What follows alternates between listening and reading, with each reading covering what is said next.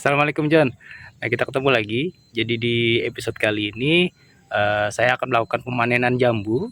Sekalian kita bakal mereview hasil buah jambu yang saya bungkus di episode sebelumnya menggunakan plastik bening dan juga pembungkus nasi. Nah, untuk hasil buahnya seperti apa nanti bakal saya lihatkan dalam video ini. Jadi ikutin terus, mudah-mudahan bisa memberikan informasi yang bermanfaat.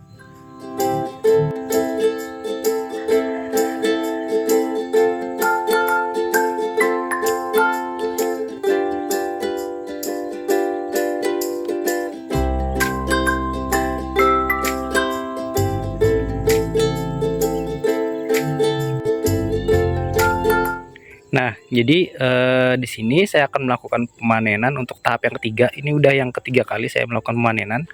Jadi buahnya memang udah kelihatan habis ya John. Tapi ini udah masih kelihatan buahnya sedikit, jadi nggak terlalu banyak. Tapi ini bakal saya panen untuk saya lihatkan perbandingannya antara buah yang terbungkus yang rapi sama buah yang terbungkus tidak sempurna. Itu nanti ada perbedaan antara buah yang terbungkus sempurna sama yang tidak. Nah, untuk yang terbungkus tidak sempurna itu contohnya seperti ini ya John. Tuh. Jadi buah itu mekar seperti ini, membesar, tapi si kertasnya malah sobek seperti ini ya. Sobeknya itu akibat ada air seperti ini. Tuh. Walaupun si kertas pembungkus nasi ini ada lapisan plastiknya, tapi karena buahnya memang membesar terlalu cepat, jadi sehingga terjadi sobek seperti ini. Ditambah lagi dengan adanya uap seperti ini di dalam plastik, jadi dia robek ya. Jadi si kertasnya itu basah sehingga dia robek seperti ini. Nah, terus terjadi juga bercak seperti ini ya John. Ini yang paling parah nih, kayak gini nih, terjadi bercak. Jadi bercak pada kulit jambu, buah jambu seperti ini itu dikarenakan terbukanya pembungkus, kemudian terpapar sinar matahari seperti ini. Tuh, kalau dia terpapar sinar matahari, terus ada lagi kelembapan yang tinggi seperti ini, kan ada uap di dalam. Bahkan ini kertasnya pun sampai basah nih kalau kelihatan. Tuh, kertas sampai basah, terus plastiknya nempel pada si kulit buah, kemudian terpapar sinar matahari, kemungkinan besar ini akan menjadi jamur seperti ini. Tuh, terpapar sinar matahari, terkena merkuri dari sinar matahari, akhirnya menjadi bercak. Tuh. Tapi ini masih layak untuk dikonsumsi. Kenapa saya katakan ini layak untuk dikonsumsi? Karena bercak hanya terjadi pada kulitnya saja, tapi tidak terjadi masuk sampai ke daging buah. Ini hanya di kulitnya saja. Kalau dikupas ini masih aman untuk dikonsumsi. Tuh, seperti itu.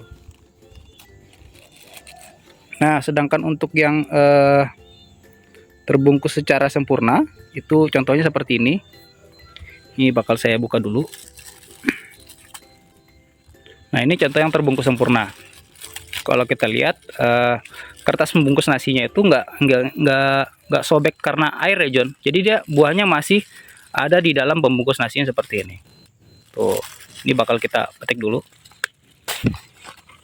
Tuh, bakal kita lihat hasil buahnya seperti apa. Nah, hasil buahnya kayak gini ya John. Tuh, buahnya cantik ya warnanya. Tuh, ini karena dia tidak terpapar oleh sinar matahari, jadi buahnya bagus seperti ini, jadi bersih.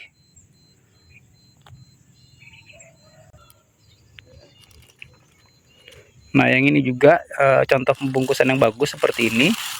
Jadi buahnya tuh rapi ya John. Tuh, matangnya sempurna, bersih seperti ini. Tuh, bisa kalian lihat ya, ini buahnya bersih sekali seperti ini. Tuh, jadi kalau dia terbungkus sempurna tuh buahnya rapi kayak gini, bersih. Tuh, kalau kita buka, kulitnya cantik seperti ini John tampilannya. Tuh, mulus, jadi nggak ada bercak atau tompel-tompel hitam seperti itu. Ini mulus, ini karena terbungkus sempurna, terus dia nggak terpapar oleh sinar matahari secara langsung. Jadi hasil buahnya seperti ini. lebih mulus. Tuh, cantik ya.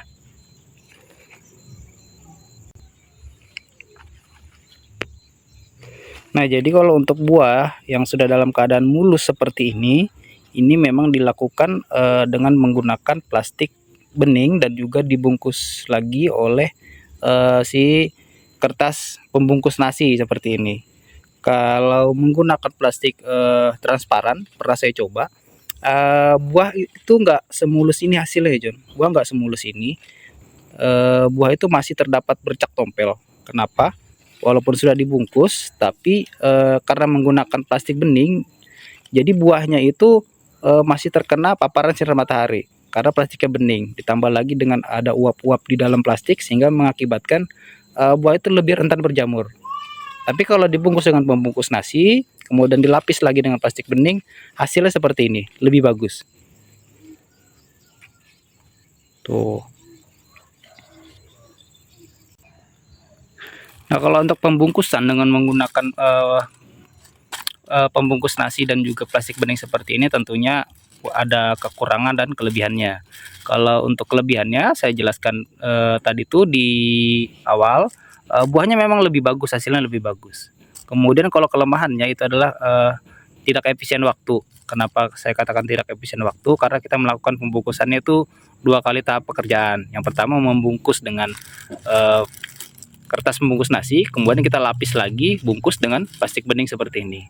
Kemudian untuk nilai ekonomisnya ya ada tambahan budget ya, karena kita harus membeli kertas membungkus nasi dan juga membeli plastik bening seperti ini.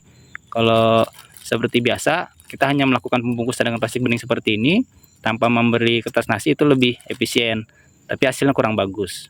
Tapi kalau saran saya, kalau jika kalian menanam jambu kristal ini seperti yang saya lakukan di dalam tabung pot di pekarangan rumah, alangkah lebih bagusnya memang kita melakukan pembungkusan menggunakan seperti ini ya John, menggunakan pembungkus nasi dan juga plastik bening seperti ini untuk hasil yang lebih bagus. Karena kalau untuk membungkus di pekarangan saja, saya rasa untuk kita kerjakan sendiri itu sudah tercover ya, itu bisa kita lakukan sendiri tanpa membutuhkan karyawan.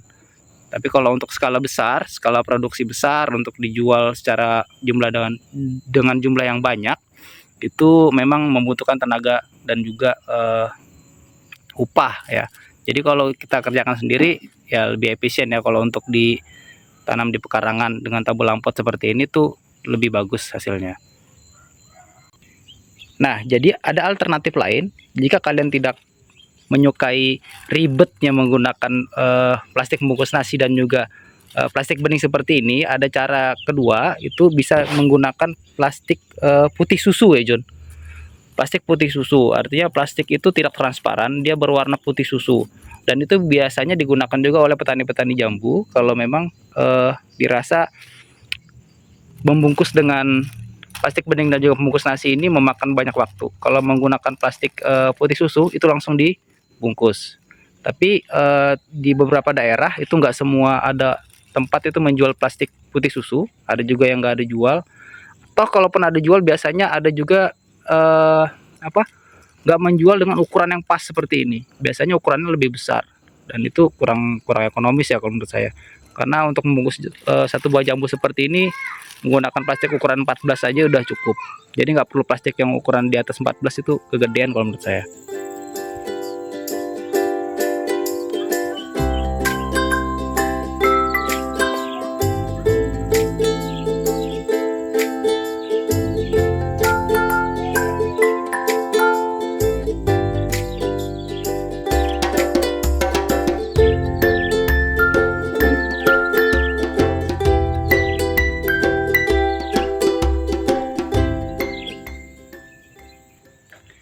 Nah, jadi kita cukupkan sampai di sini videonya. Mudah-mudahan informasi tadi bisa memberikan manfaat terbaik untuk kita semua. Sampai ketemu lagi di video-video selanjutnya. Assalamualaikum warahmatullahi wabarakatuh.